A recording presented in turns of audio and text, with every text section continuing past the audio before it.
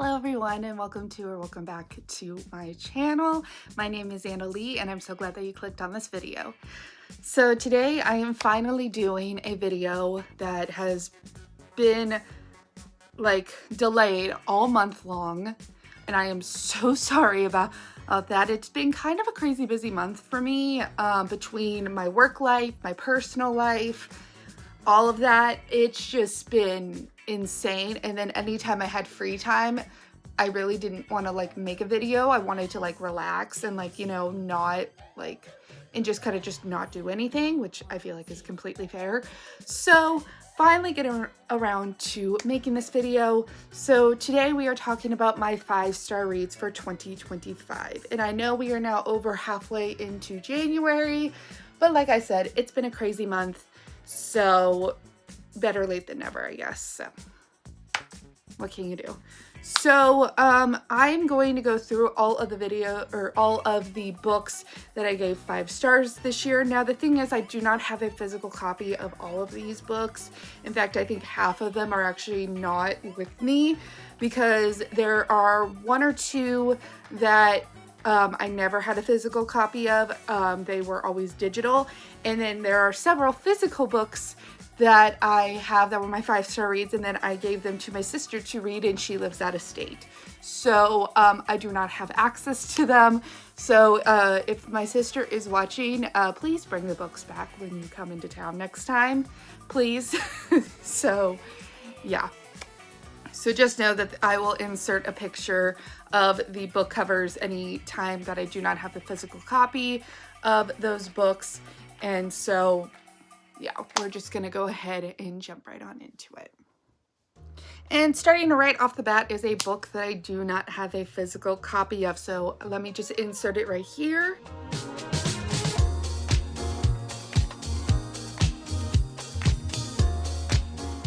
So the first book that I gave 5 stars, which actually was not actually the first book that I gave 5 stars officially, because I didn't actually bump it up to a 5-star read until later on in the year. But that is For Whom the Bell Tolls by J.C. Lin. Now, I have talked about this book a few times here on my channel, and it is about this girl by the name of Lily who has passed away from cancer, and she has gone to the afterlife. And she is really kind of grasping the fact that she is no longer alive anymore. She's just kind of getting used to the afterlife. And one day she gets a little bored up in her paradise, and she decides that she is going to go down to hell, and she ends up creating a customer service front desk in hell. And if that sounds very familiar to you, it is because of the fact that the author of that book, J.C. Lin, is the TikToker See Ya Later, who has created the Hell's Bell series on TikTok. And this is a TikTok series that I have been following since day one, basically. Her videos started popping up pretty quickly after the videos were made, and the series was very first started in October of 2021, and I have seen every single episode at least once. I have watched and rewatched the series 1,000 times. I actually am rewatching it right now because I am hoping that by the time I get done rewatching all 600 plus episodes, JC will have started creating new content for the series, because I know that was her plan, was to create more TikTok content for the new year, but we'll see. So this book is basically the prequel to what happens in the TikTok series. It is the backstory of Lily Beleth, her love interest, as well as another popular character on the TikTok series, Sharky, who has a pretty tragic backstory but has been a fan favorite.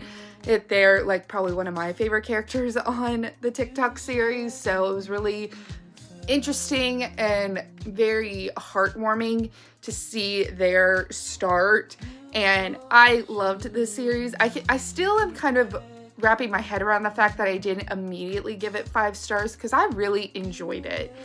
When I first read it in February of last year, I thought it was a really great series, or a really great book.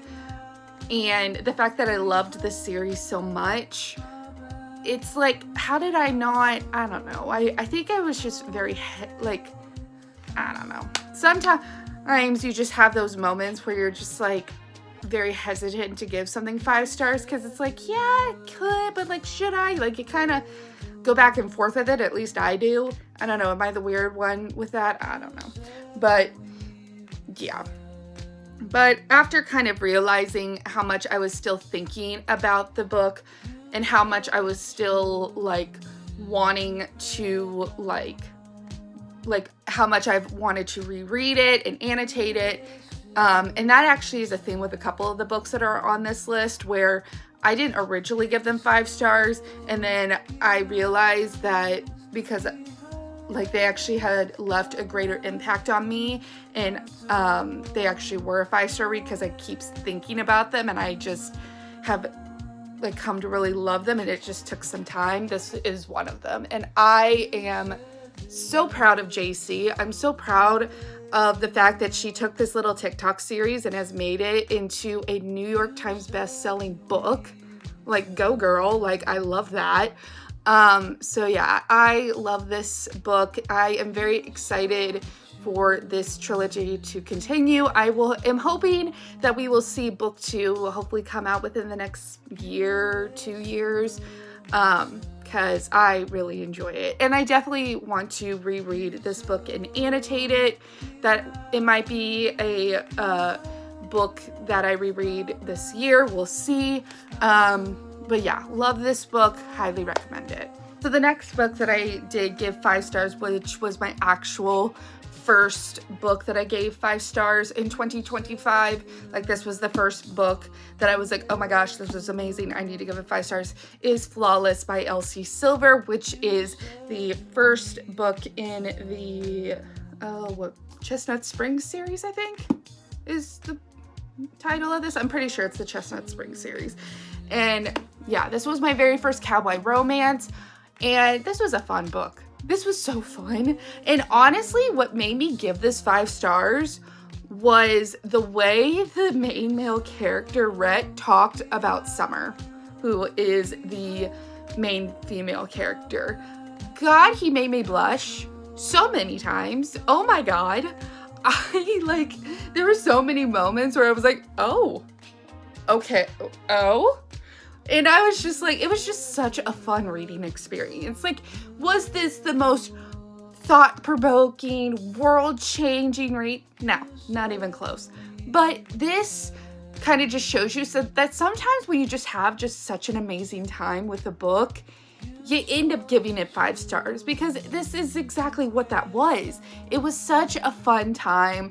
I was swooning. I was blushing. It was a fun, introduction to cowboy romance and that genre. I do have the second book in the Chestnut Springs series already. I have it ready to go whenever I am ready to pick that up and read it. And I hear like the love interest and the couple in that book are even more like that's like a fan favorite for a lot of the fans of this series. So I'm very excited. So I enjoy this book. This is a fun palate cleanser book.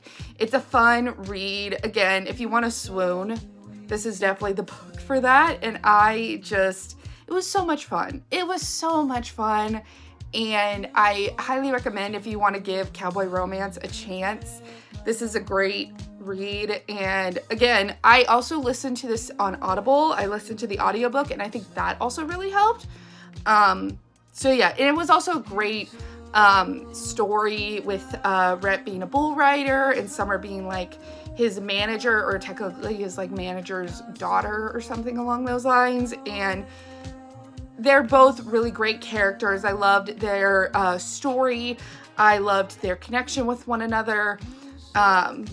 Like I said, this was such a fun read. I adored this book, and this was a fun 5-star read for me. Right, the next 5-star read that I read over the course of the year is Emerald of the Sea. I believe I finished this in May of 2025. And this is a pirate book. And this is like one of the very first pirate books I've ever read, if not the first pirate book I ever read. I'm not a big pirate person. But this was so much fun. And I talked about getting this particular physical copy because I actually got it for myself for Christmas because I got an Amazon gift card. So I was like, I'm gonna get myself a book trophy, and this was the book that I ended up getting. This is by Kimberly Pearl, and it is part of the Elaine series, I think is how you say it. This is only a duology. The second book is White Rose Rising, I believe. And this is a dual timeline as well as a dual narrator book. It is about two girls. One has been living on a pirate ship her whole life, and her backstory and just kind of what's happening on their ship, like something's funky, something's not quite right. And then we have another girl who has been growing up in kind of a more wealthy society, and she has befriended a boy, and you know, stuff happens, but you know, he's not like rich, he's like a servant or something like that, and it's like their love story, and it's kind of like them like going through their own journeys and kind of realizing that their story is connected. And I loved this book. I loved this book so much. It was such a great read. Like, it was so much fun. I had such a fun time with this. Like I said, I am not normally one that picks up pirate books, and I have read another pirate book this year, Daughter of the Pirate King, and I mean, I didn't hate that book, but I also wasn't a huge fan of that book. So when I grabbed this, I was kind of hesitant because I was like, I don't know if pirate books are for me. And so when I ended up getting this, and the story was just so much fun. I loved the story. I love both of the characters, Maggie and Emma. Both of their point of views were amazing. I felt like both of them were just as equally great. And I also just loved the pirate aspect of it. And it was just such a fun read. I did read this on my Kindle originally, but like I said, I did get the book trophy as a like Christmas present to myself, and I highly recommend this. Like, nobody has ever talked about this book. I think the only reason why I ever found out about it is because I think I was just looking up, you know, free books on Kindle, and I happened upon this one, and I feel like we need to give like more Kindle books a chance. Like, this is your sign, like, to look at those books that are like on Kindle Unlimited or even free on Kindle, because they do exist, and pick them up and read them, because you might get some gems like this. Like, I enjoyed this so much. I loved the characters, I loved the story, I loved the setting, like with the pirate ship. I thought it was fun. I endured it. I thought it was great, and I am very excited to read the sequel. That is kind of one of my top priorities this year, is to eventually read the sequel to this, and I hope it's just as amazing, because the way that this was left off, like, I am very intrigued. I'm very curious to see like how these two girls end up really connecting with one another. And yeah, this was great. This was amazing. Okay, so the next book that I read is another book that I do not have physically with me, so I'm gonna put a picture of it right here.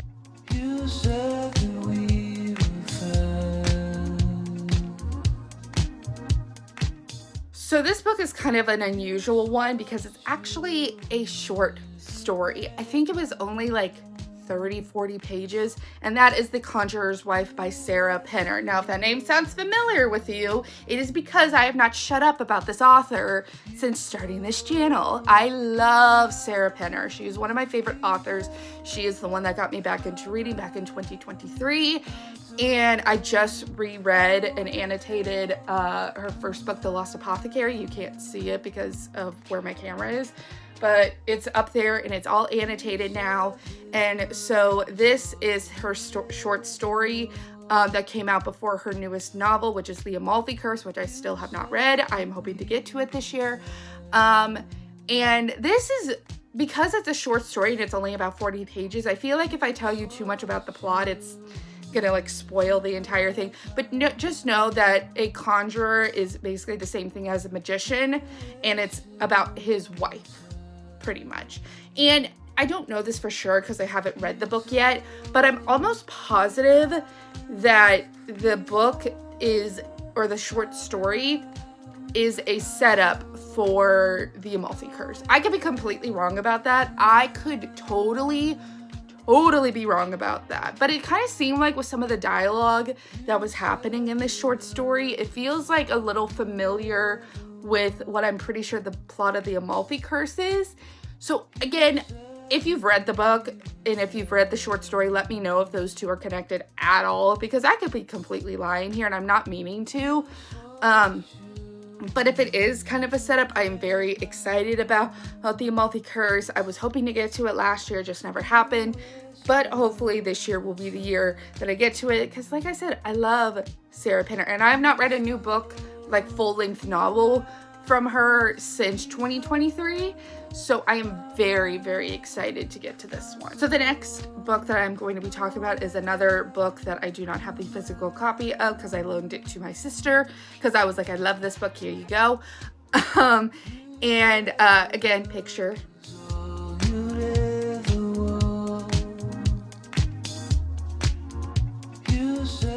And it is The House at the River's Edge. This is another book that I've talked about a bunch here on my channel. And I originally got it as an ARC through NetGalley. And this was just such an amazing read. It is a World War I fiction and romance book.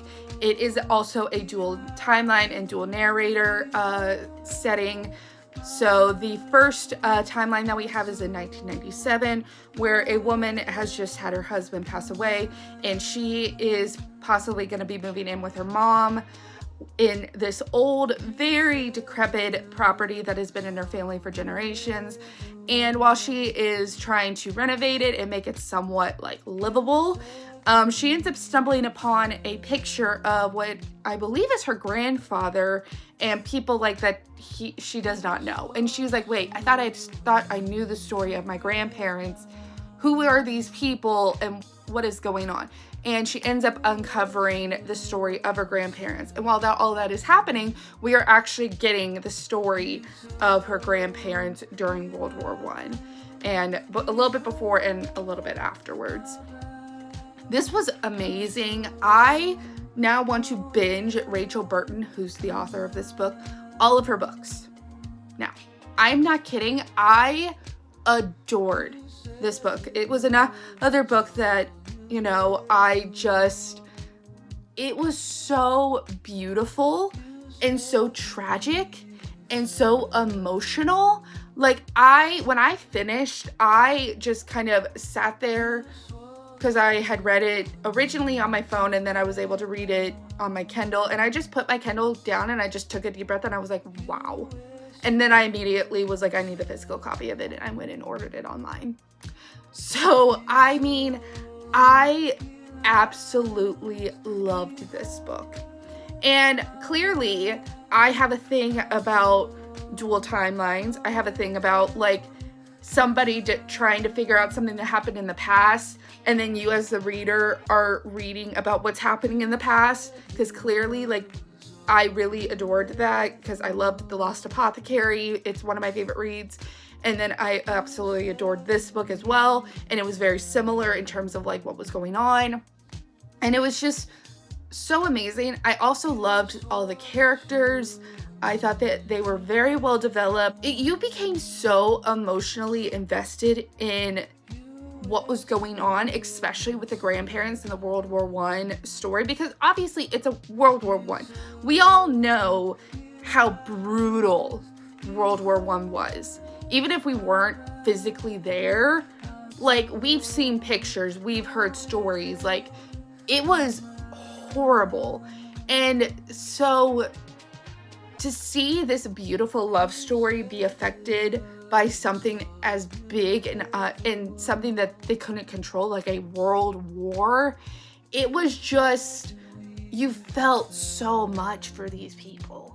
And you were hoping that the main character that was in this 1997 time, I forget her name, you were like wanting her to figure things out because you were, as a reader, were reading what was happening, and you were like, come on girl, like get just a little bit closer, like you're almost there. Like you just were so invested, like, and you just were so like intrigued by it all.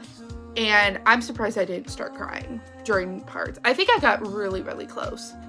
Like, I'm not a crier. I've never cried officially whenever I've read a book, but I had some close, like, calls with this one. Because, again, it's a tragic, tragic tale. It's another book that I am really hoping to reread sooner rather than later. I absolutely adored that book. Again, it is not well known, and I want it to be everywhere. Because this book, more people, especially if you like historical fiction, especially if you love beautifully tragic love stories, you need to read this book. Go out there and buy it. If you can find it and if you can read it, please. It is amazing. All right, next up is a book that I read in July, and this is actually the first book that I picked through my Wheel of Shame whenever that was a trend on TikTok, where people would put their physical TBR on a little spinning wheel, and then that's how they would pick their TBR. So I hopped on that trend in July, and the first book that I read was Wild as the Witch by Rachel Griffin. I have read 2 other books by her, which is The Nature of Witches and Bring Me Your Midnight. And this is definitely my favorite out of all of them. I've talked about this book before in like my review, like when I did my wrap up. And I think I also recommended this for like my witchy books during spooky season. So yeah, this is basically about a woman who lives in Washington but has moved from Nebraska, and her and her family are witches. And when she was living in Nebraska, something very tragic happened to her friend. And so to kind of keep her and her family safe, her moms move this girl to Washington just to kind of start over, because it did have to deal with her witchiness. And the girl, Iris. So Iris, who's the main character in this book, she ends up becoming I don't think it's officially a zookeeper, because I don't think it's at a zoo. I think it's more of a animal like study center, hospital, something along those lines. And she kind of has this way of kind of decompressing where she will take all of her magic and she will like let it out, you know, and that's kind of her way to cope. Like she'll let out her magic, like kind of into something, and then like that is how she kind of relieves her stress through her magic, basically. And one time when she does that, something bad happens, and one of the animals, which is an owl, ends up like flying away, and it's obviously not supposed to do that. So she ends up going on this camping adventure with her work rival named Pike. And I think we all kind of know where the story goes from there. But yeah, I loved this. Again, was it like the most thought-provoking, world-changing book? No. But was it so much fun? Yeah. This was such a fun book. I think what really stood out was Iris and Pike's relationship. They had such great connection, witty banter, which is, I love banter. I am a sucker for it. Loads of that in here. And it was just a fun read. If you've ever read The Phoenix Keeper, which I have because I read it for a book club a couple of years ago, this is very similar to that. And I loved this. I loved the vibes of this. I liked the camping aspect, the wilderness aspect, the kind of nature aspect. And I thought that this book was amazing. I loved this. It was so much fun. I thought that it was just a fun read. Again, like a book doesn't necessarily have to change your life in order for it to be 5 stars. Sometimes it could just be a book that you just really enjoyed from beginning to end. And to me, that is why I loved this book so much. I thought it was great. If you ever have a chance to read it, please do. And if you want something that's witchy but not spooky, this is also a very good read. So, love that. The next book that I have is another one that I do not have a physical copy of because I loaned it to my sister. So again, here's the picture of it.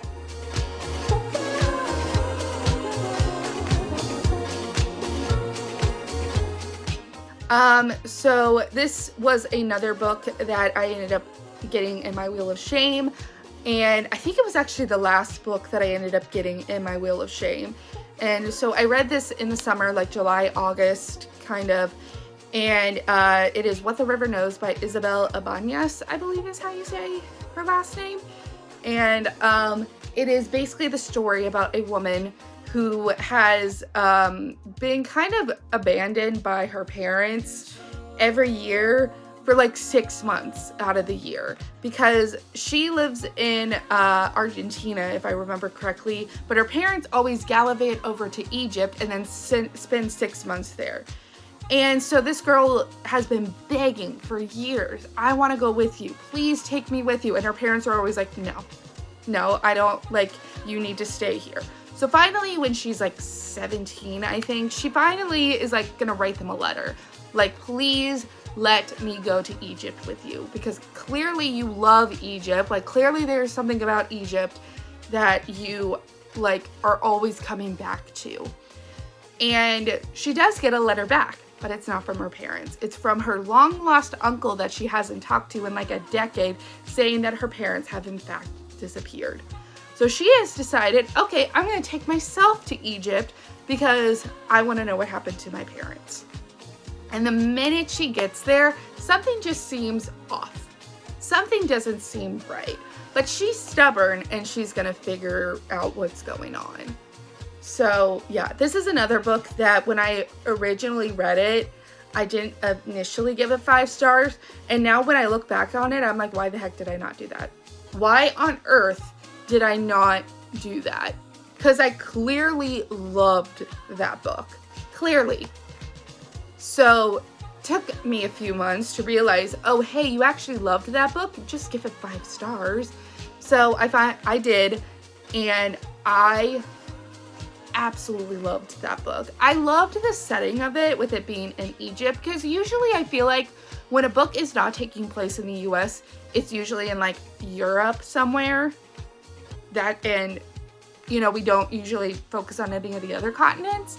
So to actually be in Africa, specifically Egypt for once, especially when at the time period that this is taking place, you know, Europeans are kind of infiltrating Egypt, and Egyptian people are really kind of like not loving the fact that there are people that are coming into their home country and kind of changing everything, which if that isn't relatable, I don't know what is, especially in today's climate. Like, I can name you so many people who have dealt with the exact same thing in history books, but whatever, I'm not gonna get into that.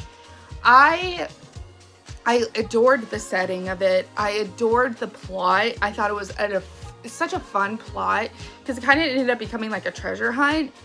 I loved the characters. I loved the main character. Again, I don't remember her name, but she was feisty. I loved her. I was like, I saw a lot of my sister in particular, because my sister kind of has very similar personality to that.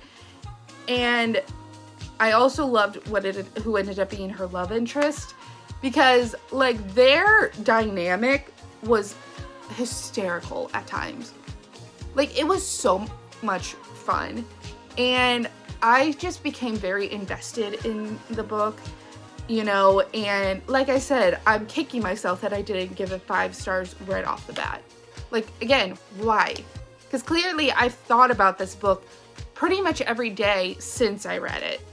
Like, this book was phenomenal. So yeah, What the River Knows by Isabel Ibanez. If you ever want to read it, I highly recommend it. I'm very excited to read its sequel, which is Where the Library Hides, because that epilogue, I've talked about this before, that dang epilogue, it was not even half a page or even a full page, but immediately I was like, what do you mean? What are we talking about here? So anyway, right. I believe this is the second to last book that I gave 5 stars.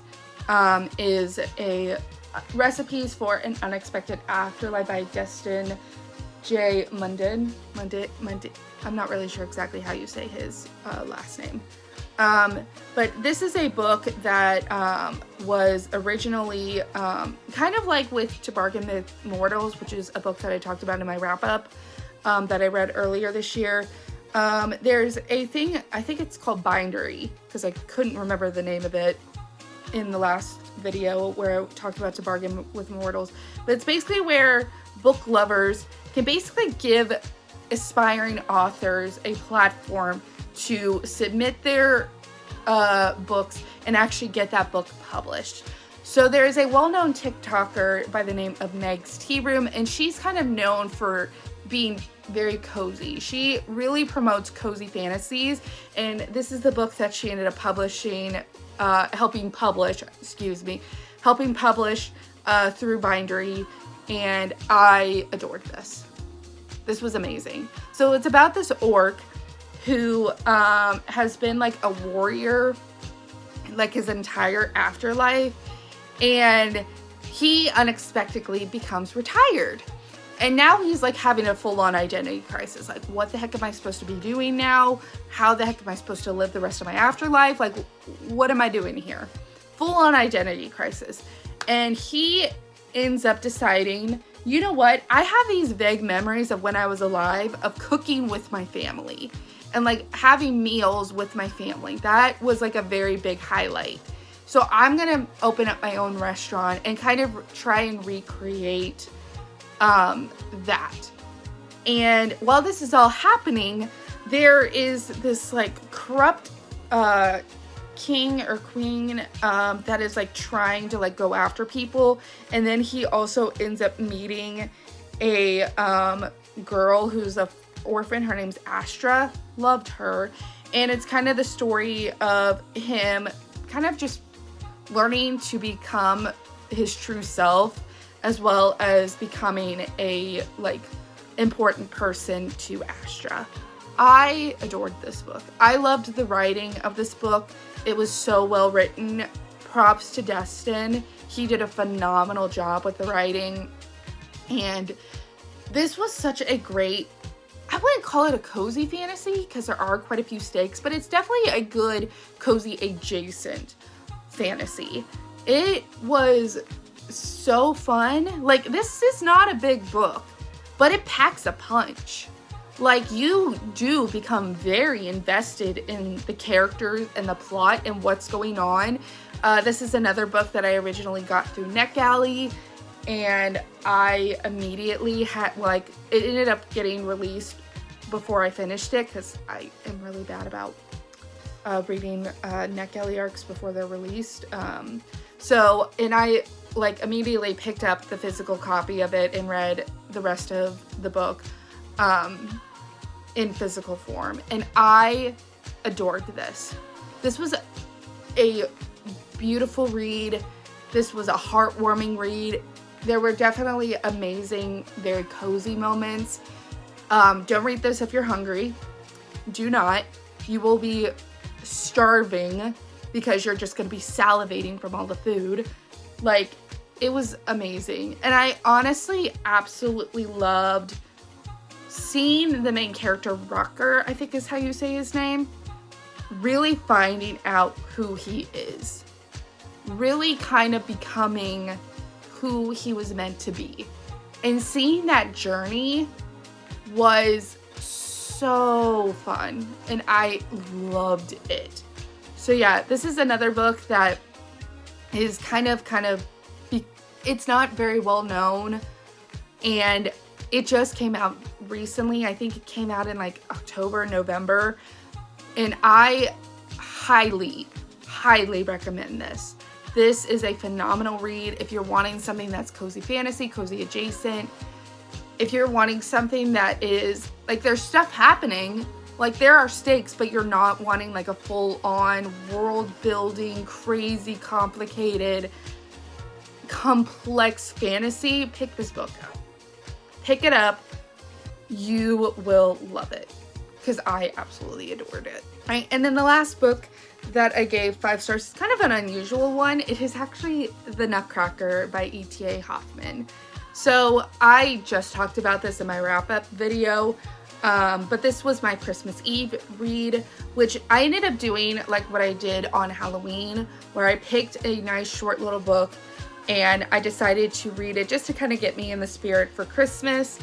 And I loved this. This was such a fun read. I listened to this on Audible, and I have to give a huge shout out to the people, like the audiobook that I listened to, because it was amazing. I felt like I was like a little kid at the library listening to like a woman who's very passionate about being a librarian, like an older Miss Honey, and like reading this story. And because just hearing the narrator, you could just tell she put her heart and soul into telling you this story. Like, she like made this reading experience like 10 times more amazing. Like, I feel like I would have enjoyed reading this physically, because like there's even like art throughout the book. But the fact that I had the Audible like with it, with the Christmas music in the background and the amazing narrator and the full cast of characters, like, this was such an amazing read. And the fact that I read this on Christmas Eve made it that much better. And as someone who has grown up like watching the Barbie Nutcracker movie, and has been obsessed with nutcrackers and just the Nutcracker Ballet and the music by Tchaikovsky her entire life, I loved this. I'm so glad that I read this, and I highly recommend that if you are looking for something really fun to read like on Christmas Eve or just around the holidays for next year, this is an amazing read. And please, please, if you have the ability to, listen to it in audiobook form, because it will just make that experience 10 times better. So that concludes all of the 5-star reads that I read this last year in 2025. Again, I am so sorry for putting this up way later than I was wanting it to. I was actually kind of hoping to have this video up within like the first like week or so of January, and clearly that did not happen.